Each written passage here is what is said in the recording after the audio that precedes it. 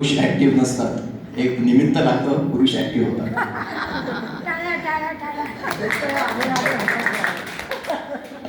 एक याचं थोडं बॅकग्राऊंड सांगतो. आम्ही तिघं भाऊ आहोत, बहीण, सख्खी बहीण नाही, मानलेल्या बहिणी आहेत, चुलत बहिणी आहेत. तर एक असं कल्पनामध्ये नेहमी माझ्या असायचं की एक सख्खी बहीण असावी, सख्खी बहीण.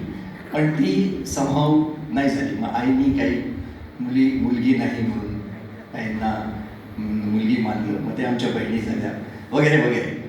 तर एक छोटीशी कविता आहे. मराठी माझं कच्चं आहे म्हणून थोडं कच्चं लिंबू म्हणून सांभाळून घ्या. मी एक 3-4 मराठीमध्ये कविता केलेल्या आहेत, त्याच्यामधली ही आहे. अगदी छोटीशी कविता आहे. बॅकग्राऊंड तुम्हाला सांगितलं आहे. बहीण. आयुष्यात एक बहीण असावी, आयुष्यात एक बहीण असावी, हसत खेळत नाती जपणारी, कठीण परिस्थितीत पुढे येणारी, दुःखात समदुःखी, सुखात आनंदी, प्रत्येक क्षणाला खऱ्या अर्थाने जगणारी, प्रत्येक क्षणाला खऱ्या अर्थाने जगणारी आणि जगायला मदत करणारी, चेष्टा करणारी पण नाजूक नातं सांभाळणारी, हक्कानी रागवणारी आणि लवकरच विसरणारी, आयुष्यात एक बहीण असावी. धन्यवाद.